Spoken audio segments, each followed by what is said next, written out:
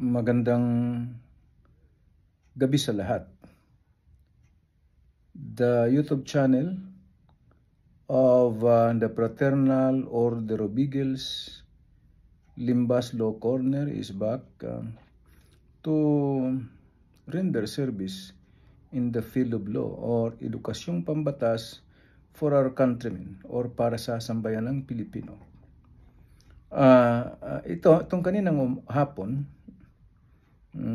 meron ng konsulta.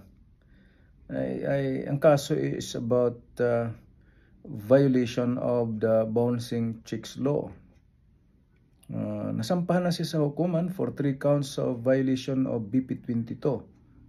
Okay, pinag-aralan ko ng maigi. Sabi ko, tika muna, maganda ang depensa mo. Bakit?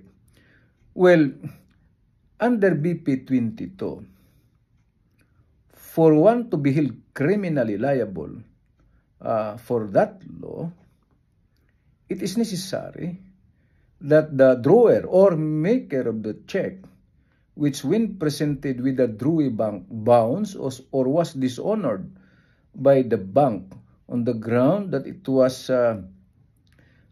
drawn against an insufficient funds or a closed account, the drawer or maker was notified in writing.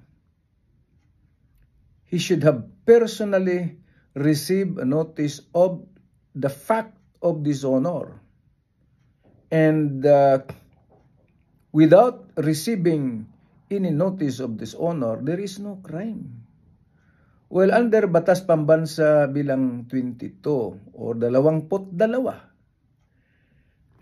a person incurs criminal liability under that law if after receiving personally a notice of dishonor, he failed to settle in full the amount of the check within 5 banking days from receipt, then that would only be the time that he incurs criminal liability.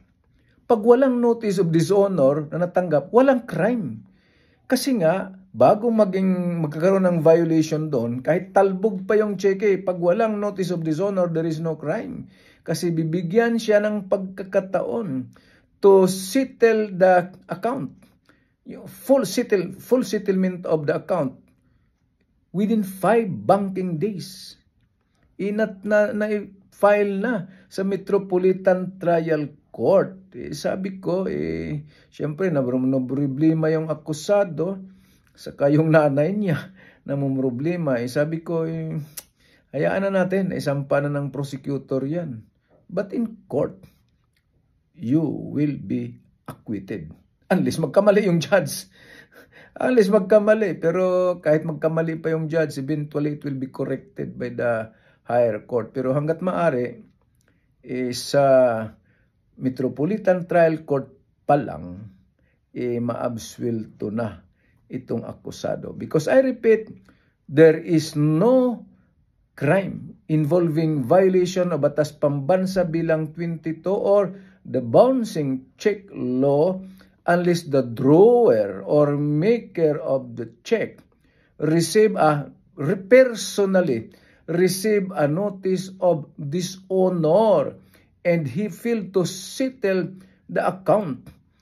Full settlement of the account within 5 banking days from receipt of the notice of dishonor. Ito hindi. Walang natanggap. Ba't ko nasabi? Nakalagay doon yung ginawa ng ng complaint sa Office of the Prosecutor.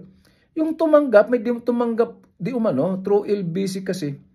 Ikaw, sabi ko, sino itong tumanggap? Ay, hindi, itong isa kilala ko. Pero sino ito? Hindi naman namin kasama sa bahay yan eh. Doon yan sa korporasyon. Doon yan. Hindi naman niya binigay sa akin. Ito, may isa pang notice. Sino to? Hindi ko kilala. Walang taong ganyan sa bahay, kahit kapitbahay, walang ganon. Ang nakapagtataka, ba't dito in-address ito sa taong ito? At sinasabi ng LBC, walang taong ganyan na nakatira dito. See, that would be the defense in court. But of course, the resolution of the prosecutor says that there is probable cause daw for violation of Batas Pambansa bilang 22 kasi sabi ng prosecutor, it is a matter of defense lang daw yun. That can be traced out in court. Sabi ng prosecutor. Yes, sabi mo, but remember that in a criminal action, the burden of proof lies with whom? Lies with the complainant, lies with the prosecution. The complainant should have presented evidence before the office of the prosecutor that the respondent, meaning the maker or drawer of the check, actually and personally received the check. But of course, we will respect the decision of the resolution of the public prosecutor. Okay lang yun. Talagang ganun. But abangan sa Metropolitan Trial Court. During cross-examination ng di umanong nag-serve ng notice of dishonor, iwan ko kung anong gagawin niya doon during the cross-examination. Surely, the judge will now surely entertain doubt as to the criminal liability of the accused. Well, under our rules, under existing jurisprudence, where there is doubt as to the guilt of the accused, the court has nothing to do, could do anything except what?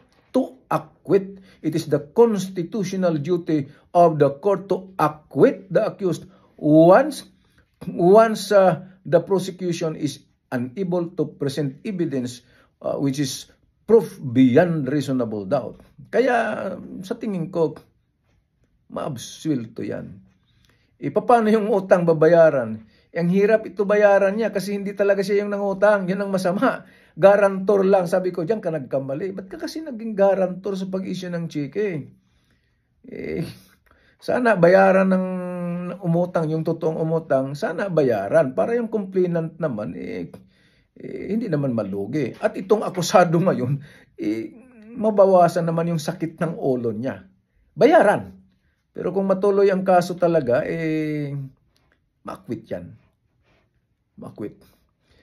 Alright, sana nakatulong naman uli itong limbas sa Marangal Eagles Club where I am a member na kasapi naman sa Eastern Rizal Region 2 of the Fraternal Order of Eagles. Kami naman ay nanggaling sa NCR 10 of the Fraternal Order of Eagles, Philippine Eagles Incorporated.